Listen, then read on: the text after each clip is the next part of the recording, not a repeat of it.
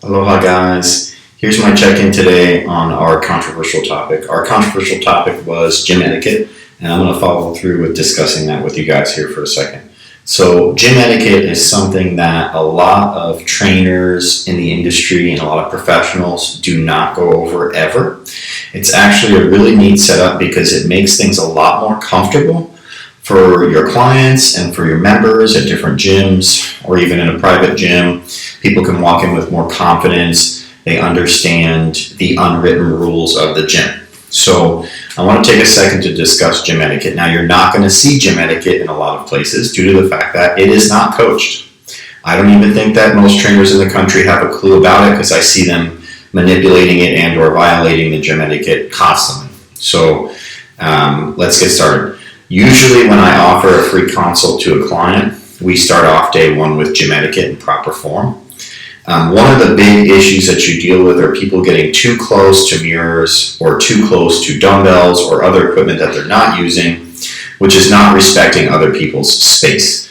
So a real easy idea to understand the premise of gym etiquette would be to just understand how general respect works. I was raised in a very Italian classic household where respect is kind of how you survive. Traveling all over the world, I've learned that that's also how you survive in places where you don't understand the rules. Just respect people and the people that are around you. You don't see that enough in gyms, so that's where I created this gym etiquette concept. So mirror space, respect people's mirror space. Keep at least a 5 to 7 foot distance away from the mirrors. Do not put weights away in front of somebody in the middle of a set. Make sure that people are not in the midst of the set so that they don't have to see you walk in front of them while they're in the middle of their set. The mirrors are designed for proportionality. They are a very important tool in a gym, and they could create a pump if you're satisfied at what you're seeing, and you just really don't want to take away from other people's experience whilst training. So it's good to just kind of stand off in your periffs and evaluate whether somebody's in or not in the midst of a workout before you put away dumbbells or before you cross their path in mirrors. Definitely take the respectful route to walk around people rather than walk in front of them. Just general respect. There's typically more than enough space for people to back up off the mirrors. You do not need to be super close. I do allow my clients to get really close to the mirrors and utilize it when there is no one around. Again, just respecting people's space. If there's no one there, sure, walk up to the mirror. But if it's a gym and it's busy, definitely keep your distance and utilize that tool for what it's really for, and that is consistency in the movement. Moving forward on gym etiquette, there should be never any feet or dumbbells or metal of any kind on the upholstery. My father and my uncle used to reupholster gyms all over New York City, and I learned very quickly that it is very expensive. And I know gym owners would appreciate that if you helped with the shelf life of their upholstery by not standing on it or putting dumbbells on it. It's also unacceptable in the way that if you leave dumbbells or something on the upholstery, which is potentially damaging it, you're also blocking that area, and it's not fair. If you're in between sets, somebody should be able to come in and jump in on a set. It shouldn't be like you own that bench. You also should be putting your dumbbells back in between sets. If they're limited on dumbbells and somebody wants to use them, they shouldn't have to wait until you're completely done with the workout. You are meant to take a break, ergo they could use the dumbbells in between the break. And back to standing in front of mirrors, the other reason you don't want to be too close to mirrors specifically is not that we're not okay with you checking yourself out. That's huge. That's what the tool's there for. But you could be blocking sets of other dumbbells. So now not only are you not respecting people's mirror space, but you're also putting off this energy, or you're taking space away from people to come in and be able to easily grab dumbbells. You could be blocking a total of 6 different weights, which could definitely delay and create traffic in the gym.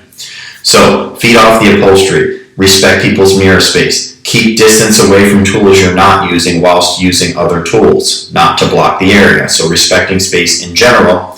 And then lastly, for gym etiquette that I'd like to touch on is understand your variations. So every workout has multiple, at least a minimum of 7 different variations in every gym you'll ever go to. Don't get all held up and bent out of shape if somebody's utilizing a bench that you want and they're taking too long.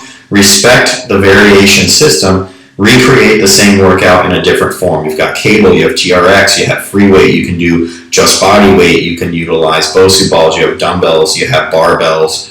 etc., etc. So there's so many different ways to recreate workouts. So understanding your variations is really awesome for gym etiquette, because then no one's getting angry about fighting over specific machines. You could simply turn a cheek, go to a different direction, and continue with your workout and maintain a pump or maintain that focus. I think that pretty much sums up gym etiquette. I don't think I'm missing anything. Those are the really big ones, and you'd be amazed at how much more comfortable you'll be in the gym when not only are you utilizing proper gym etiquette, but you're acknowledging it and possibly even able to teach it to other people. We need it to snowball effect, because the gym can be a very uncomfortable place if no one knows the unwritten rules. So that's my controversial topic. Definitely trainers who see this should definitely utilize that with their clients. It will bring you back more clients. It will increase your knowledge of the gym in general. And general people or general clients or people who are training regularly should also focus on what I'm saying and try and use that in their everyday training lifestyle. It will be a very efficient way to transition an awkward gym experience into a fantastic gym experience. I hope that was cool. I hope that you learned something new today, whether you're a professional or not a professional, just getting into it or moderate. I hope that you can understand what I'm trying to say, but it's all, like I said, based off the common concept of respect. So just respect the people around you when you're in the gym, and you'll do great. Again, mahalo for watching, and keep an eye out for next week's controversial topic, where I'll weigh in on how I feel about that.